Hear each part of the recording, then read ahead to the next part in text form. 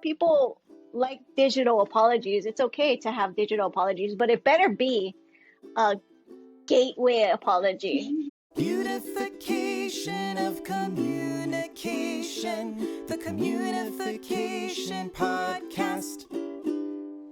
Hello, my friend. Welcome back to the first season of the Communification Podcast, Communication and Technology. Mahalo for listening. This is episode 3. The way the podcast works is first we learn from a communication scholar and expert, and then I have guests on the pod to break down what we learned, talk it out, reflect, share, and apply those research-based strategies to our own lives. Think of it as a fancy book club. In episode 2, Dr. Amy Ebesu-Hubbard told us about her research in the area of apologies. I'll be referencing that throughout today's episode, so if you want to take a listen or watch it here on YouTube before diving in with us today, please feel free to hop back to episode 2, but it's also not essential. You'll still be able to enjoy and learn a little something from today's episode, but by the end of the show, you might actually want to revisit it just because there were so many amazing gems of information that Dr. Hubbard shared with us. And of course, we know that research tells us repetition is an integral part of learning and retaining new information. While you're here, don't forget to follow, subscribe, and download. Every tap and click is so greatly appreciated. And you can head over to malikadudley.com for detailed show notes. I thought it would be fun to have a married couple come on the show today to discuss apologies. I don't know of any romantic relationships where apologies do not take place, so this felt like a good fit. I'm so thankful to Pashyn and Wendy Santos for taking some time away from their hanai keiki little Buddha to get deep with me and share their hearts. And we also had some good laughs. We talk about stop words like but and if. Pashyn dubs digital apologies as gateway apologies. Really like that one. We share our personal experiences of apologizing within our own marriages and to our children. Pashyn shares her biggest pet peeve, and Wendy reminds us to never piss her off. I promise you love, realness, and laughter in this episode. Let's formally introduce our guests. Pashyn Santos is a content creator and entertainer, a proud Kanaka, native Hawaiian. She is a lover of coffee, good stories, and shared smiles that is working on sharing her passions with the world through her published children's book and online channels. Her handle is @Pashyn everywhere. Follow her and I promise she'll brighten your day. Wendy Santos is a social media personality, author, proud tech nerd, and manager to Pashyn, a native Hawaiian who draws on her heritage to empower her community through technology, sharing her story with motivational speeches, poetry, and connections. Knowing where she came from is an essential part of her journey as she moves through life with kindness, intention, and diligence. Hi, ladies. It's so good to see you. I truly value your time, so thank you so much for spending time with me. Thank you. Thank you for having us. We love you, and we're so appreciative that you have us on. Thank you so much. I love you too. All right, so let's just get right into it. First impressions of the knowledge that Dr. Hubbard dropped on us. We know we're opposite. Complete opposite. I am the early apologizer. And she is definitely the later apologizer.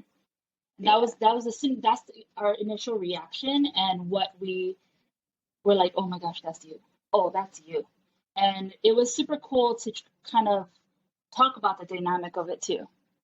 Yeah, especially because for me, I like to collect data and take all of that data and then combine it with emotion at the end to see what's the best way to attack the situation.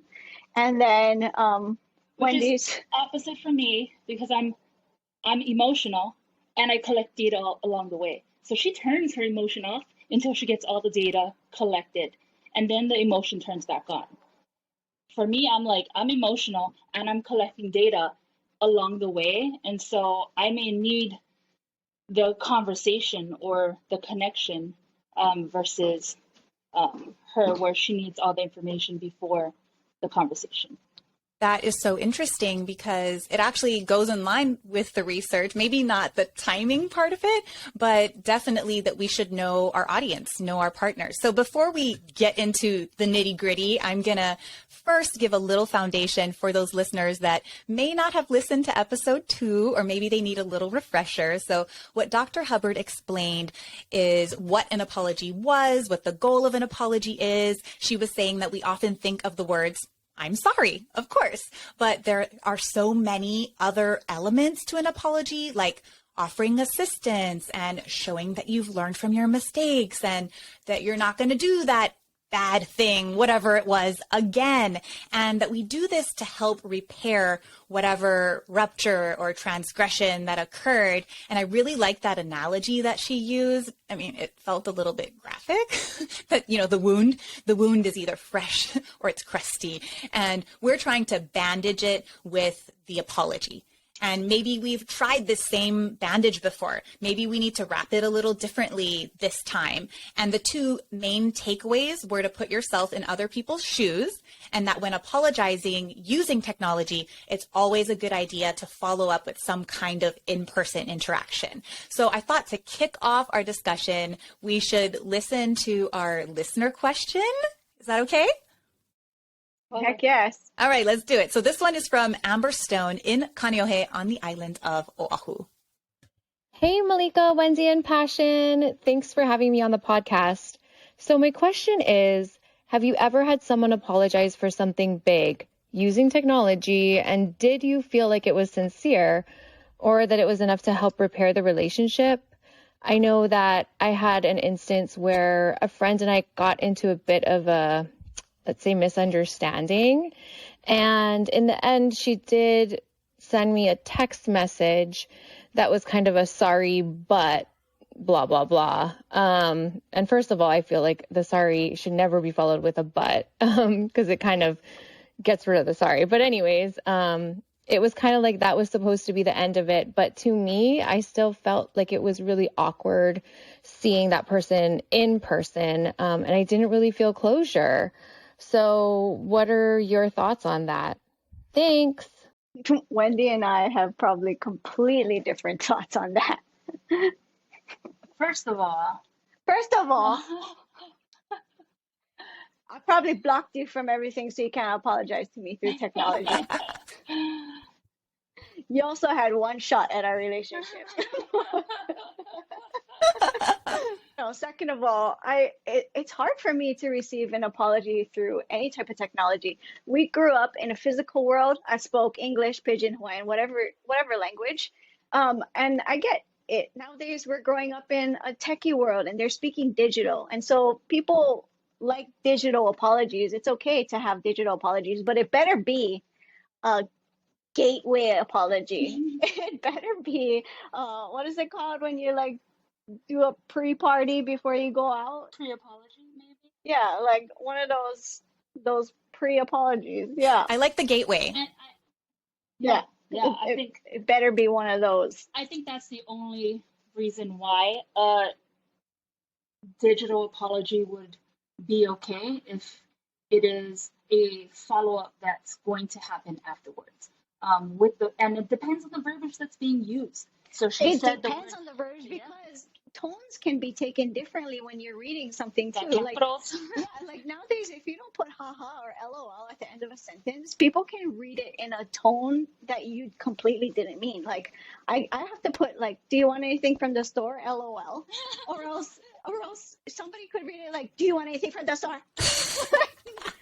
And that's not what I meant, But that's why it's so hard to apologize, especially through text. And I get that, some people can't articulate themselves in person right away. But I think that that's kind of the rawness of it and what makes it vulnerable, because apologies should be vulnerable. And so if you can't articulate something, or that's where that communication and perception and it's so great to have an in-person apology.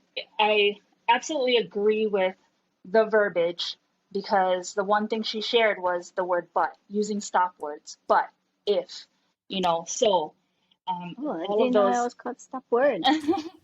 Yes, stop words. But if you use those kind of words in an apology, even in person, regardless, if you're using certain things that you basically just Devalue your. you just erased your apology by using a stop word, because you're making an excuse. And so whether it's in person or not, maybe in text message or digitally, it's a lot more easier to take in. But if you're having a conversation face to face, you might miss it.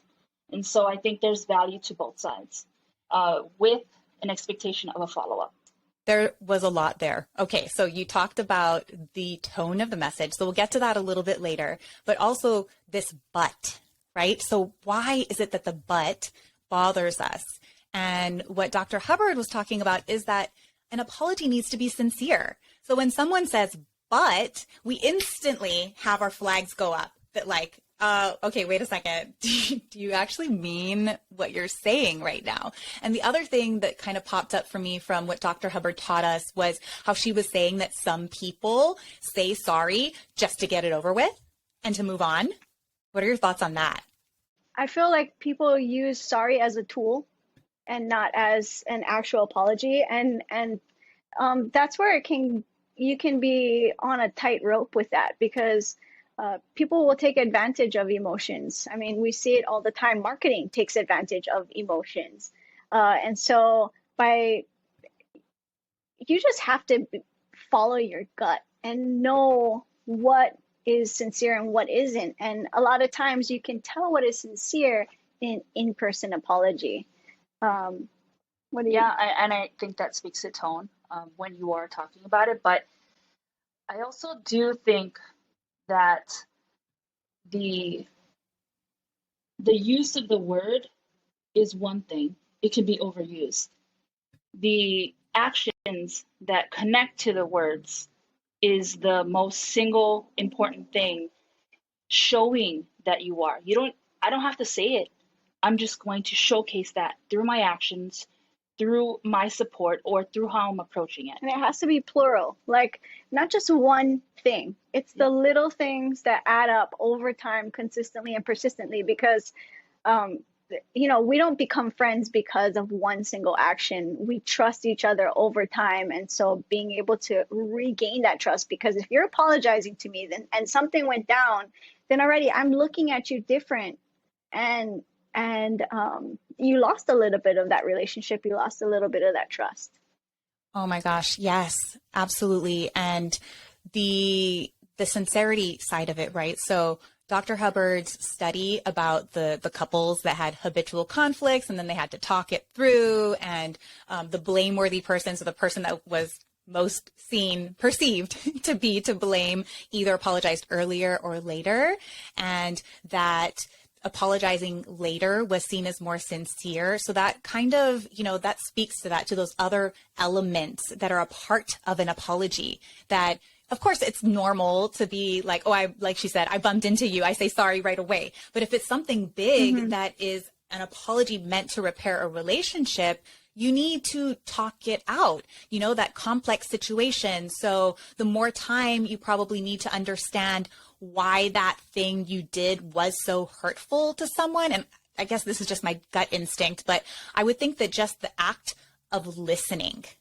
to someone explain why the relationship needs repair, basically, probably signals sincerity. I'm here, I'm present, I care, and it would be interesting to see what happens to the perception of sincerity of that apology if the person that was to blame, if that person who's supposed to be listening is interrupting. I don't know. I feel like this is another study that should be done, because Well, if totally. that person who's interrupting is asking insightful questions, like, I don't know what it would be because we don't have an example here, but if it was an insightful question, that the intention of the question is to understand, right, the other person's viewpoint more, that maybe that would be helpful. But if the person is doing what Amber was saying, what you guys were talking about, the buts and the stop words, is using those instead, that I would think that would probably backfire even if you apologize later. Again, just my personal thoughts. And totally. And then they can take that apology and that I remember her saying like that it didn't feel like closure. And I think that there's going to be points, and this is where me and her differ.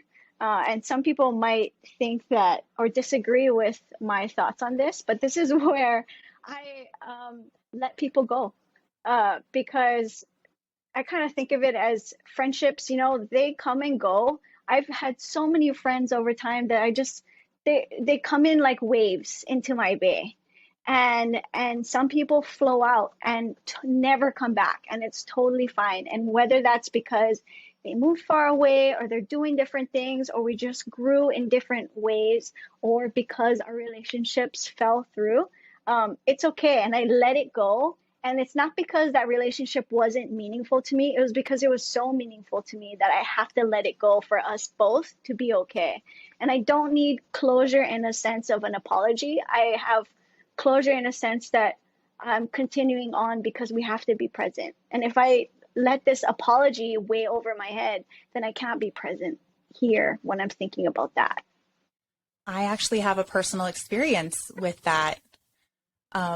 I have a really good friend from my childhood, like high school days, and we were inseparable. I mean, traveled together. We did everything together. Like, this was a woman who would write me cards that, those giant cards you could get at Spencer's. She would write in like normal words on both sides of the card, my birthday message, right? Like, we were so close, and something happened to rupture our relationship, and we talked it out so many times, just over and over and over again. And there was this one thing that happened where I basically lost trust in that relationship. She lied to me. I caught her in a lie. I didn't tell her I caught her in a lie, but I caught her in a lie. And basically my last message was just, I want you to know that I love you and I'll love you forever, and I cherish all of the memories we've had together. I just don't think that it's healthy for both of us to continue doing this. And, like, best of luck to you. I will love you from afar. And this person has continued to try to apologize to me. It's been 10 years. And I get probably a couple of apologies a year. She's had other people reach out to me. And what's really interesting also about an apology is it has to, in order for you to hear in order for you to hear a message, you have to receive it. So if you're using technology to apologize, I have a choice. I can open that message or not. And sure, I can read the first sentence, but I'm not going to get the gist of the apology if I choose to not let that in for my own mental and emotional health. That went deep. Yeah. It's so important. Yeah, it's so important. I think that that's one of those things, like going back to friends being waves, like they're still a part of the ocean. We're all a part of the ocean, but no try for drown me, okay? Do you have any personal experiences you'd like to share about, any of this?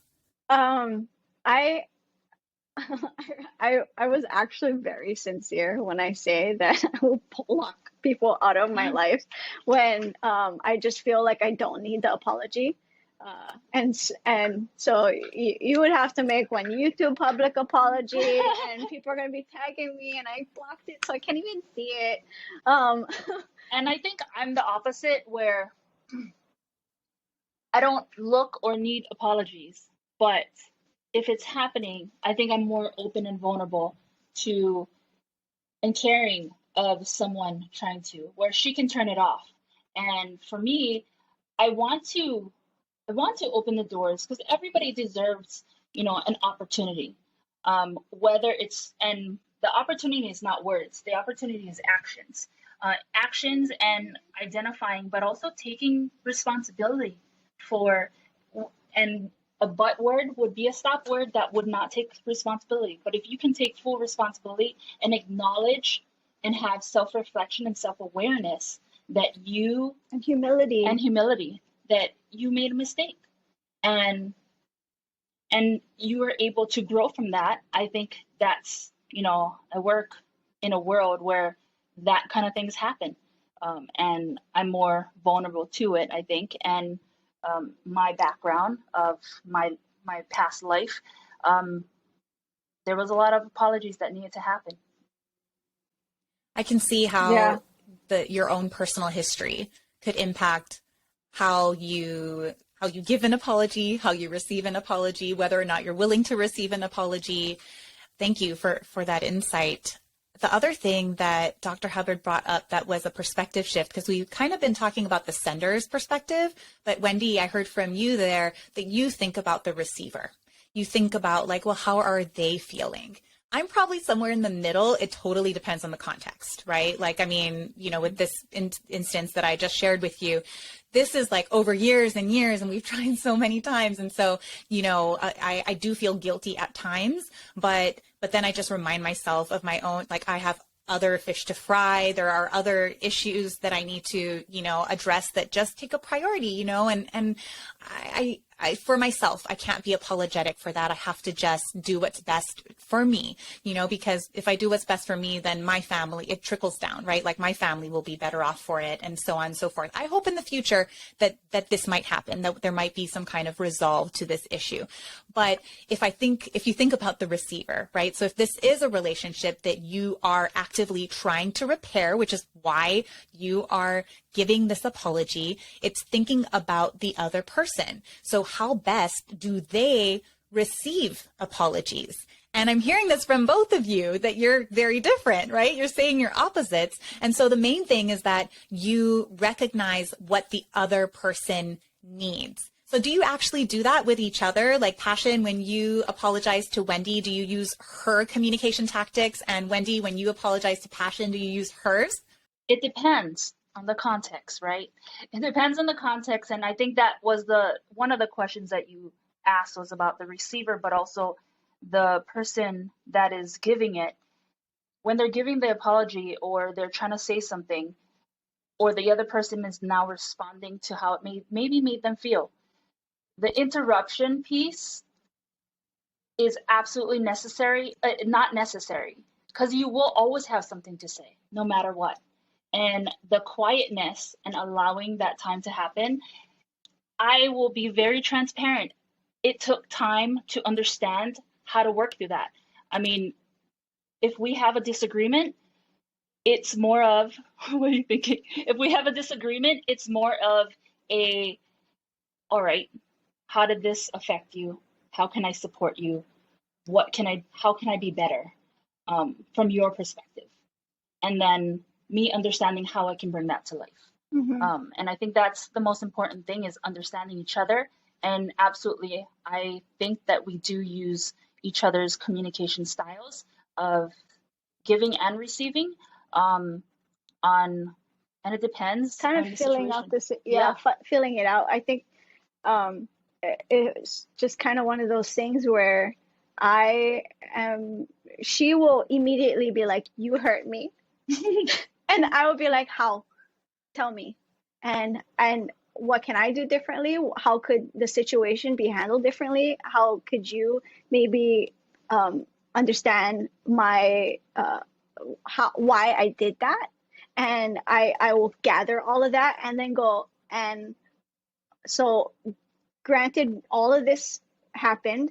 I'm sorry that I did this, and this is the reasons why I was wrong. This is the reasons why I did it from that specific perspective, and this is how we're never gonna do it again, or at least be very aware of when it happens again, so we can conquer it early. You guys are the poster children for the perfect apology, by the way. I mean, this is a long time of work, many books and many self-reflections. And I mean, this just happened, Friday? We had like a small little argument, and we were just talking about this last night because we're excited to be on your show. We were talking about apologies. And I was like, remember when I was trying to explain something to you? I can't even remember what it was. It was a topic, a little topic. And Wendy kept cutting me off. And I was like, I know. I was like, no, no, no. And then I would say, and she was like, yeah. And then she would cut me off again. And she cut me off like 4 times. And so finally I was like, yeah, you know what? Whatever. And I walked away.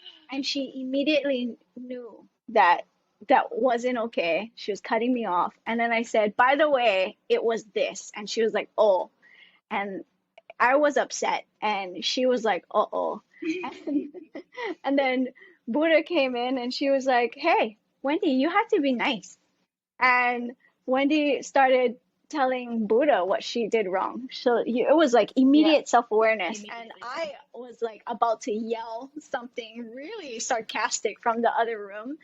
And immediately I had to be like, why would you do that? Like you're gonna cause a whole nother thing. And does it really need to happen? And we both laughed because I was like, we could have had a really bad day. You guys are so introspective. I think it was now I would say we were, 10 Sometimes. years and counting sometimes. But I think it was me verbalizing and sharing with Buddha the awareness of what I did wrong and how I could have been better. And that I needed to, allow people to talk, even though I think I know. And Buddha's like, yeah. And because I was aware right away that she knew, I didn't need to go in for that extra sting and be like, yeah. And it was just allowing her to know that that's what happened. And I didn't even need to say after that, like, that hurt my feelings or like that upset me. She knew. Like, I'm not, after that, it's just like, okay, that's ego after that. If I keep going, that's ego. And so you just gotta So she walked down. be She okay. was like, "Come here, you little shit. Give me a hug." And we both just laughed about it. And I was still able to address that I was wrong and have to be better. Where this brings me is two places. One, that we are all constantly learning and growing, right? And that once we become aware of these habits and the things that we do, and especially within our interpersonal relationships, right? Those people that we interact with on a daily basis, especially our family, our partners, that, for example, with my husband, we are working towards that, which is what you were talking about, that, we can be aware in the moment. And I know for myself, I will catch myself and immediately just be so disappointed in when I fall back into habitual patterns. And we're getting there, so once we can recognize it, then we can kind of stop and rectify the situation and either apologize right away for that thing that just keeps happening. I'm talking about behavioral things, not so much like interrupting someone, right? Not so much like a big issue that we're talking about where I need to understand the context, but more so, maybe I was interrupting Kaimi. I'm sorry, I should listen to you, right? And then the children thing, that when our children are listening and they are modeling themselves after us.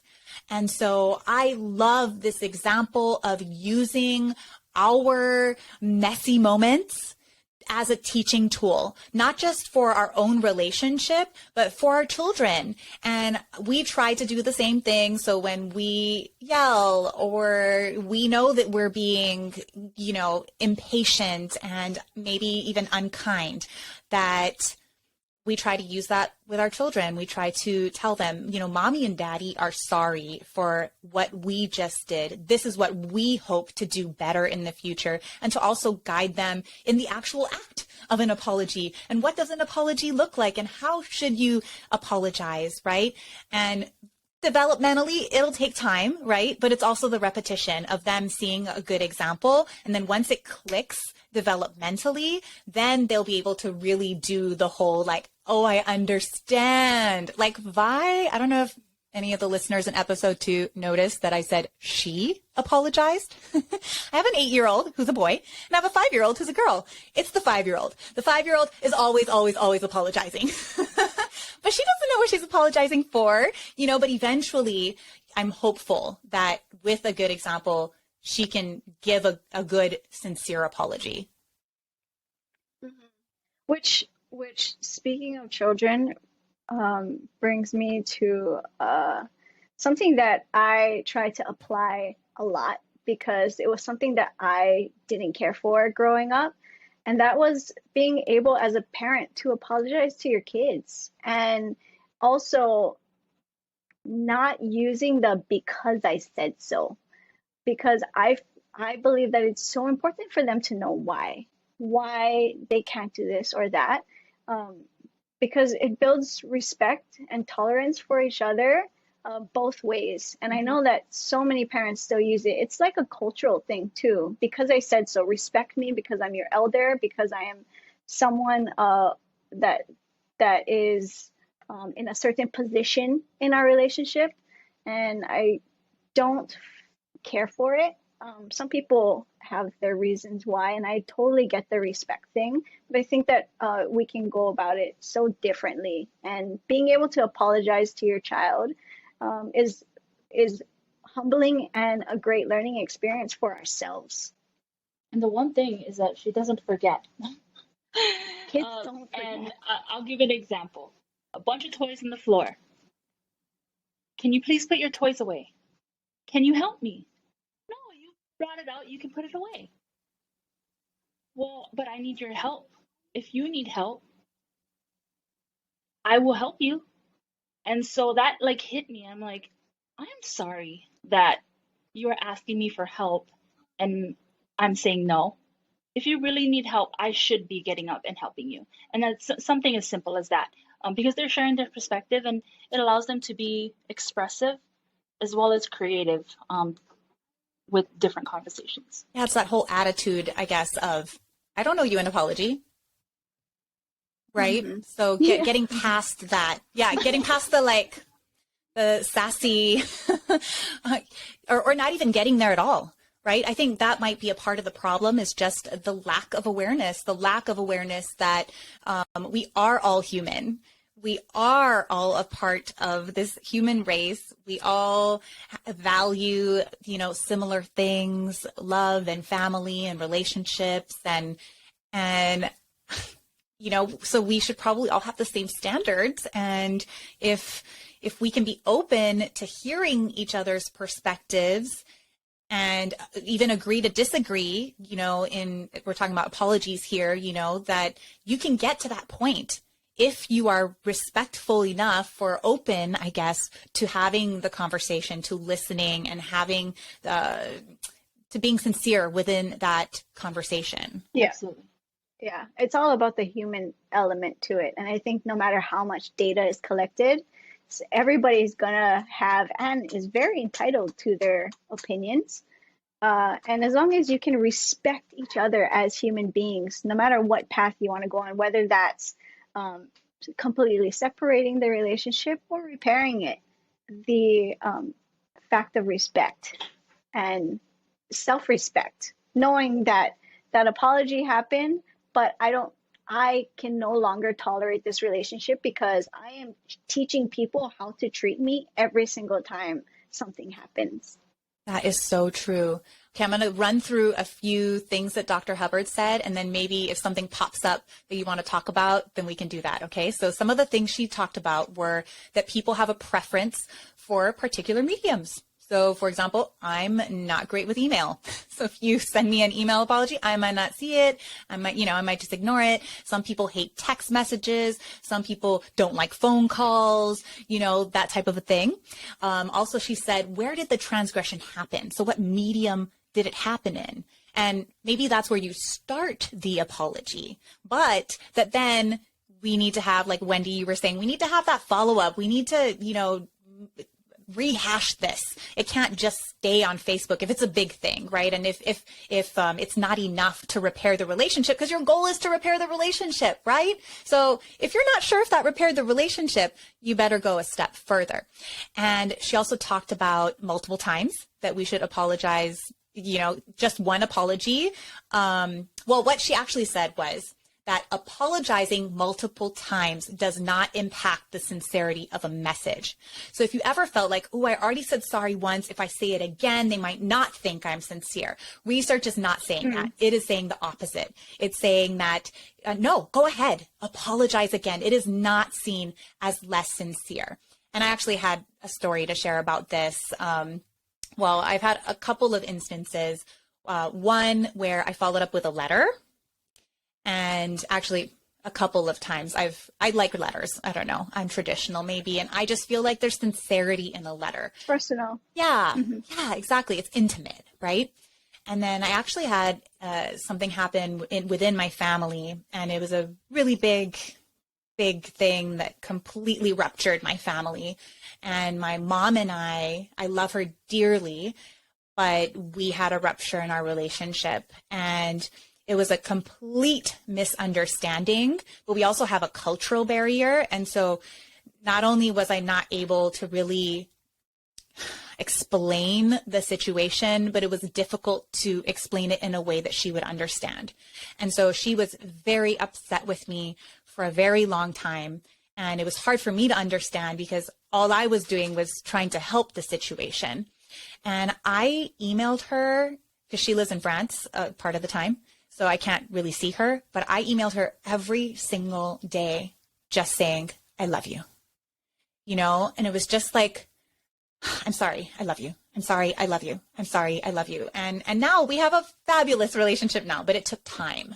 Yeah, time is an element to apologies and repair for yourself, for each other, for the third entity that we create through the relationship, and then being able to accept the apology and not file it and be like, October 4th, 2001, when we got into that fight, remember that? Ooh, that is Still holding you for that one.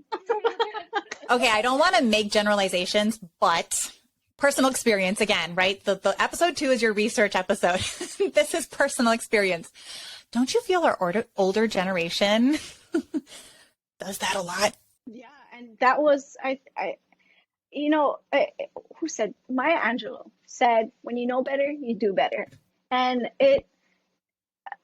the data that we have now and what we have learned today in our generation is so different from their generation. And so maybe they just didn't know. They didn't have access to as much knowledge as we do, which is so self-improving. And so I don't hold, I did hold them accountable, and I held anger at certain people for how they handled situations. But sometimes I just doze off and I'm like, gosh, they just didn't know. They didn't have the privilege of knowing. We have so much time. I told my brother the other day, he stays home and he wants to be a gamer. And I was like, that's privilege, knowing that you don't have to go out in this, when we had the farming stage or the industrial stage or being a construction worker and busting our butts outside. You can stay home and you can just be good at playing a game. That's privilege. That's the kind of privilege that we have with knowledge and information. So totally, the older generations, they handle it completely differently. But I feel like I wish that they would be more open-minded to receiving new information. Things changed. And not only did things change and adapt, but they were wrong back then. And you got to be okay with that. It's okay. And they're still not okay with it. And even if we try to share the information we've learned, but it's still a closed-minded approach, I think. And it depends. I like that perspective, that we can give them grace for what they don't know, right? Especially when it's family relationships or people that are very close to us that we know we want to keep in our lives. And so we make concessions for those types of things. But it's not just the generational context, like you were saying, it's a societal context, it's the cultural context of what someone grew up in with how they even think about apologizing or communication in general. And actually that leads me to how she was talking about context. And remember she was saying, what was it? Oh, she was talking about like, oh, if you try to apologize during a breakup, that no matter what you're going to say, it's going to be taken negatively. Like, why would you tell me, oh my gosh, actually, my ex-boyfriend, okay, I won't say his name, but this is kind of putting him on blast. My ex-boyfriend once showed up. Google Malika Dudley's exes. Yeah. No, just kidding. He showed up on my door. He was drunk and crying. We were going through a breakup. I really was trying to save the relationship, but I had just started dating someone new, sort of. And clearly I'm not going to let him drive wherever, right? He's drunk. And so I said, you can sleep in my living room and, you know, like we can talk about this tomorrow. And so we go upstairs. I'm in my bed. He texts me. Mind you, he has not said I love you yet within our relationship. He texts me, I'm sorry, I love you. Like, for real? Oh my God. It's kind of awkward, man. It was awkward. Yep. And he was drunk. Yeah, and he was drunk. I had a very similar situation. I think I was still in high school. Ex-boyfriend shows up, just literally ruined my life. I just started getting over him. Showed up at my doorstep, drunk as heck, and said, go, sleep. I'm not going to let you drive as well. When he fell asleep, I just stole his money and took his car. That's when the wine line come That out. is exactly what I did. He woke up, I was not there. And his car wasn't there, and his wallet wasn't there. No apologies given. Yep. Oh my gosh. Well, we're going to wrap up. I was like, oh, you know, maybe 20 to 30 minutes, but if it just keeps flowing, we'll just go. We're going on 45 minutes here.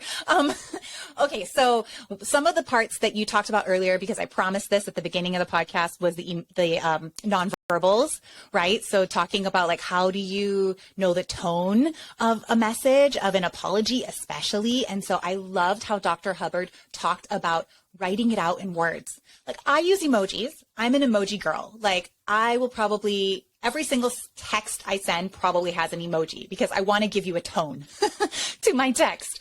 But writing it out, like saying, my chest is tight and my stomach is in knots just thinking about how you must feel right now. I'm so, so sorry. In fact, I'm tearing up right now. Please accept my apology. Like, writing that out in words in addition to the emoji, just how effective that could be. What do you guys think about that? Expressive communication. I don't think I can use emojis for expressive communication because the words matter so much. For you to understand whether how I feel or for me to understand how you feel, it helps. Do you think you might ever write it out in words? Like if you had to, if was there, you know, it's COVID, you can't actually go see that person, that you might use that technique, or like, nah, no, we'll just skip over that and go to FaceTime. I'm open to that technique. It's an interesting one, and I don't think I've really used it. Maybe I did, like back when I was super emo Lani. But it's probably harder for me to. It's hard for me to self-reflect on how I feel so deeply like that when I want to be so logistical with what happened. Mm-hmm. But it's a great thing that I'll keep in mind. Well, and I think I'm the opposite. The logistics allows me to go deep. Mm. Yeah, just another tool in the toolbox. Okay, we'll just have it there. And then in the future, next time we give an apology, and if we have to use technology, we know we have that at our disposal. Yeah. My neck is so tight because I like cry right now. And you know that feeling when you just so tight in your neck. That's how I feel right now, baby girl. I think the next time you guys use that in your personal apologies, it'll just turn into like comedy, which might help with the apology as well. So you know exactly what the other person's doing. Oh my gosh. Well, to button up our time here, the research-based strategies that were shared by Dr. Hubbard were to put yourself in the receiver's shoes, to think about the medium, to think about how you usually interact with this person, and think about the context. And of course, if it's complex, be a good listener. Take the time to understand why the person is hurt before you apologize. And finally, you can always apologize more than once, and following up with an apology that has been given over digital technology with an in-person apology is always a good idea. Is there anything important to this discussion that we haven't had a chance to talk about or that you'd like to say before we hop off? I think it's just so beautiful to know that we all have different styles of communication, and it's really important that we realize that we have to be completely present so that, one, it doesn't happen in the first place, but two, that we can understand who the people are that we care about enough to apologize to them in the way that they feel is most fitting. Understanding your audience. Yeah. Know your audience. And it's that sincerity part, right? That that's what makes an apology. It has to be sincere or it doesn't work. It's not going to help to repair the relationship. Oh, well, you guys, I love you, first of all, so much. I love you more. I know you have to get back to the kid. So do I. And we didn't get to everything that Dr. Hubbard talked about. So those of you that want to listen to that again, episode 2, it's so good. And well, let's see. You guys are avid consumers of personal development. Any last recommendations, maybe a book or an expert or a podcast to give our audience? I'm reading Breathe right now. And it's a book about really just understanding how breathing affects everything. So it's research and personal based, and it allows you to understand history of it and where it came originally from indigenous cultures, and how indigenous cultures still practice that, and how a lot of people have lost the way you breathe. So cool. I'm a big book reader. But I guess my recommendation to whoever's listening to this is to continue to chase what makes you happy, chase joy. So whether you are continuing personal development through communication podcasts or through books or even through documentaries, however you want to, I think the best part is knowing that whatever we take in, nutrition for our energy is also what we listen to and what we watch. And so making sure that you are taking in good. Your digital consumption is so important. Actually, we talk about that in episode 1. So if you guys want to hop back and listen to that one, it's really intriguing as well. Thank you so much for your time. Oh, I'm sending you. Thank you. Okay, hold on. I'm going to try this. I'm sending you a big fat bear hug, the kind where the person squeezes super hard and for a second you can't even breathe, but you just feel so loved. And I probably couldn't breathe because my head is in your stomach. Pashyn fits under my chin. This is true. Oh, thank you. Thank you. Thank you. And thank you to everybody listening. Virtual high five for listening to the whole episode. Chee-hoo! I know you're just listening, but I hope you feel heard. I hope our stories help you to work through your stories. That's the vision, at least. And guys, I really would love to hear from you. An easy way to do that is to comment below and write down your thoughts. Share your feelings. What could you relate to? Did it bring up any questions? I read every comment and review, and they help me to guide the show. Plus, I might just have Jackson read it on a future episode. And for anyone who wants additional resources, or maybe you didn't quite catch something, or you want to re-listen to a certain part of the podcast or get some notes, this episode is transcribed and summarized. There are time codes listed for each of the different sections, links to research. That's all in my show notes on malikadudley.com. That's also where you'll find direct links to my social media platforms, links to sign up for my newsletter, and of course, details on our monthly giveaways. In our next episode, episode 4, we learn about parental phubbing. That's when parents snub their children because they are on their phones. Phone snubbing, get it? Here's a short teaser. Some studies found that parental well-being, the more well-being their parents do, the more depression or depressive symptoms their adolescent children tend to show. Some of the reasons behind it is that by seeing their parents well-being a lot, they feel like they are less connected with their parents, and then they feel like their parents are not very warm, or some people even thought that they are rejecting them. Check out episode 4. It's helpful for parents, but even those that aren't parents have reached out to say how intriguing and informative this particular episode was. Before you go, I would be so grateful if you would share this podcast with your family and friends. Please follow or subscribe, download, and tag me on social media. I would love to repost it.